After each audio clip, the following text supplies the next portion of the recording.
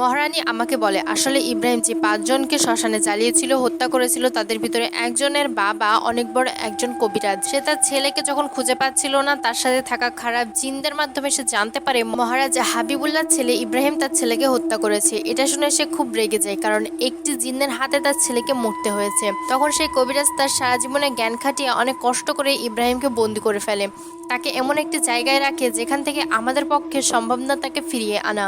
মহারাজ সেই কবিরাজকে তুলে এনেছিল আর তাকে অনেক মারধর করে জানতে চেয়েছিল তার ছেলে কোথায়। সেই কবিরাজ বলেছিল ইব্রাহিমকে সে কোথায় রেখেছে, যেখান থেকে তাকে ফিরিয়ে আনা কখনোই সম্ভব না। মহারাজ হাবিবুল্লাহ রেগে গিয়ে সেই কবিরাজকে সেখানে হত্যা করে ফেলেছিল, কিন্তু ইব্রাহিমকে আমরা ফিরিয়ে আনতে পারবো না, কারণ সে জায়গাতে জিনদের যাওয়ার নিষেধ। এখন তুমি একমাত্র পারো মা আমার ছেলেকে আমার বুকে ফিরিয়ে আনতে। আমি কি করে তাকে ফিরিয়ে আনতে পারবো? আপনারা তো আমাদের থেকেও শক্তিশালী, আপনারা যেহেতু পারেননি আমি কিভাবে পারবো?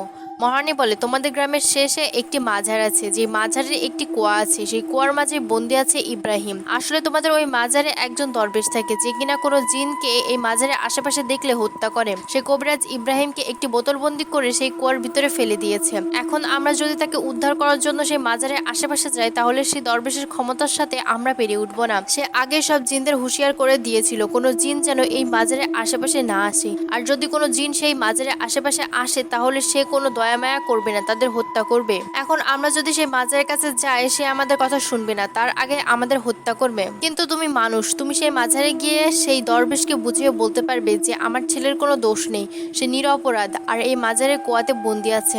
তাহলে দরবেশ নিজেই সেই কুয়া থেকে ইব্রাহিমকে মুক্ত করে দেবে। তখনই ইব্রাহিমের বাবা মহারাজ হাবিবুল্লাহ বলে, শোনো শিফা, তোমার নানু যেমন আমার ছেলেকে মেনে নিয়েছে, তেমনি তুমি যদি এই কাজটি করে আমার ছেলেকে মুক্ত করে আনতে পারো, আমরাও তোমাদের ভালোবাসা মেনে নিব। আমি মহারাজকে কথা দেই, আমি ইব্রাহিমকে বাঁচানোর পুরো চেষ্টা করব, আর আমি যদি তাকে বাঁচাতে না পারি, আমি আর কখনোই মাজার থেকে ফিরে আসবো না। যদি আমি মাজার থেকে ফিরে আসি তাহলে ইব্রাহিমকে নিয়ে আসবো। তখন মহারাজ আর মহারানী তাদের সকল সৈনিকদের বলে, চলো তখন সবাই আমাদের বাড়ি থেকে চলে যায়। আর আমি ঘরে এসে ঘুমিয়ে পড়ি। আমি ঘুমাতে পারছিলাম না, কারণ এখানে আমি ঘুমাবো, ওইদিকে আমার ইব্রাহিম একটা ছোট্ট বোতলে বন্দি হয়ে আছে। এগুলো যত ভাবছিলাম তত বেশি কষ্ট পাচ্ছিলাম। আমি শোয়া থেকে উঠে জায়নামাজে দাঁড়িয়ে যাই আর 2 রাকাতে তাহাজ্জুদ নামাজ পড়ে আল্লাহ পাকের কাছে আমি আঁচল ফেলে সাহায্য চাই, যেন সে আমার সহায় হয় ইব্রাহিমকে রক্ষা করতে। পরের দিন সকাল সকাল আমি সেই মাজারের উদ্দেশ্যে রওনা দিই। আমি এই মাজারে পৌঁছাতে বিকেল হয়ে যায়। আমি সেখানে গিয়ে এখানকার দরবেশের বিষয়ে সকলের কাছে জানতে চাই। সবাই আমাকে বলে সে একটি কাজের পাশের গ্রামে গেছে, সে ফিরতে ফিরতে আগামীকাল ফজর হবে। আমি হাঁটতে হাঁটতে সেই কোয়ার্টারের কাছে আসি, যেটার ভিতরে আমার ইব্রাহিম ছোট্ট একটি বোতলের ভিতর বন্দি। আমি সিদ্ধান্ত নেই আজকে আর বাড়িতে ফিরবো না, রাতে এখানেই থাকবো, আর ফজরে যখন দরবেশ আসবে তখন সকল বিষয় খুলে বলবো। আমি মাঝারে অপেক্ষা করছিলাম, তখনই আকাশে কালো হয়ে বৃষ্টি নামতে শুরু করে। আমি দেখি বৃষ্টির পানিতে কুয়া ভরে যাচ্ছে। আমার মনে হচ্ছিল ইব্রাহিমের খুব কষ্ট হচ্ছে, তাই আমি ছুটে যাই সেই কুয়াটার কাছে।